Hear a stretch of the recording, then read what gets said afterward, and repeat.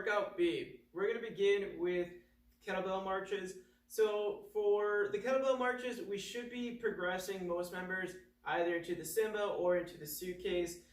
Just again, from watching most members, mobility seems to be getting better, their range of motion. So make sure that when you're ready to progress somebody in the march series, that they're focused on having that good control when they're going through it.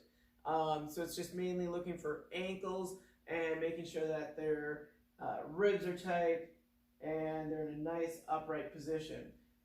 So when it comes to the variation of the kettlebell marches for this program, we're going to be doing a 3 count up. And when I think about that, what we're doing is we're driving our leg into the ground. 1, 2, 3. Bring it down.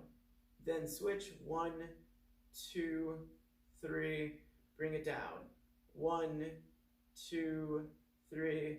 Bring it down. Our goal here is to focus on pressing on the inside of the heel and also on the ball of the foot as you're pressing your leg up. And then when you switch, same thing, pressing slightly on the center of the heel to the inside of the ball of the foot when you're going through these marches. So watch for teeter-tottering, but the goal here is to focus on getting the hip to get the muscle, which is referred to the psoas here, to fire and pull up, slow and controlled. That way they're able to feel and flex a muscle or just work this tight muscle in a different way.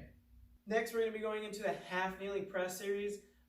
Nothing crazy here, but I want to talk about progressing people. So I'm starting to see more people have better range of motion overhead. So when we're looking at progressing people, the big thing here is just to make sure that their ribs are tucked, that they're getting the bag as far overhead as they best can.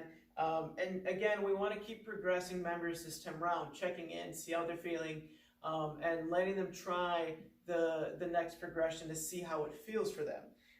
So with the variation on the half kneeling press, we can look at going into that offset press or, going from the overhead press to the offset press. So that overhead press, placing that bag onto the knuckles, ripping the bag in half just like you would in the deadlift. So I'm pulling the bag in half by the handles, I'm pressing it up and pulling it back down. So what I like to think about when we're going through that motion is just making sure that the ribs and chest stay down as I'm pressing up. And then if we were to go into that offset position, grabbing the bag from the outside handle, so the knee that's up is the hand that grabs it. From this position, I press, then I pull down. So the reason that this is the next progression is because I take one hand of support away from underneath the bag, put it in the opposite hand to hold and support, where my bottom hand is the one that's doing the pressing from this half kneeling position. Now, when it comes to members' weights, maybe they may be ready to progress to a heavier weight after they've worked on this for this program. For bridges, we're doing straight sets here, nothing too crazy. What I want to think about is progressing people into chops and lifts. Just make sure that people are grabbing the bag from the inside. And when I like to think about when people are ready from the bridge, this extension to a downward chop, is seeing if they've done this for about maybe 3-4 workouts and they're able to get their hips upward, they're keeping their ribs tucked as they're going through. I'm showing that's showing that they're ready for the next progression and allowing them to go into that high bridge, then to lower that bag down but keeping those elbows straight, bringing it back up and repeating that downward chop on the same side. So we want to keep those elbows straight as they're going through, and then once they've done same side a few times through, that next progression would be to alternate, then bring those hips down, so it's a bridge, alternate, then bring those hips down. Then the opposite of the lift, or from the chop, would be that lift, so it's the bridge, twist, pull back, bring back to center. But again, make sure to see where members are at, and the big important thing here is to see if their hips are getting high enough.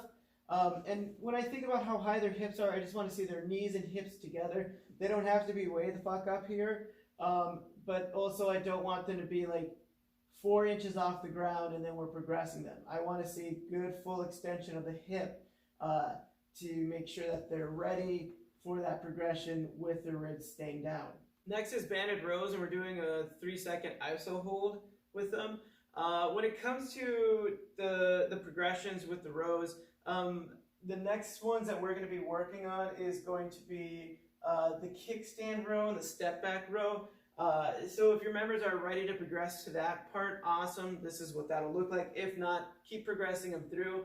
And for members who are challenged by certain exercises, you don't have to progress them. If they're somebody who's kind of shoulders up the entire time they're doing their rows, like you can have them play around with like a squat or a hinge row, but after that, let them figure out what they enjoy with the rows, but just focus on having those shoulders down, elbows back, and once they can really own the upper body part of the technique, then we can focus on way more advanced techniques. But until then, don't feel pressured as if you have to progress everyone.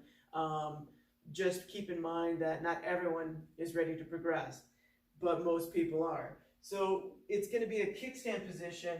So you're going to take some step back from the band, get that resistance, and going into that kickstand position. So that kickstand position, 1, 2, 3, go, pull, 1, 2, 3. So when we see this as a progression, you go from both my legs assisting me to, okay, I'm a little bit unstable in the kickstand position, and then the step back is going to be in the step back position, so going into that deep lunge.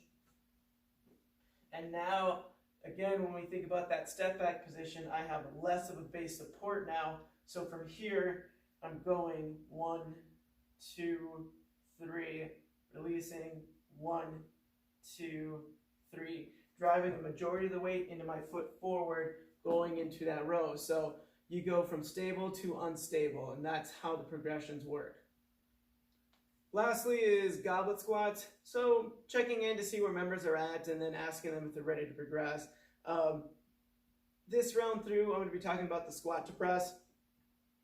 So just be mindful. Keep in mind that people who are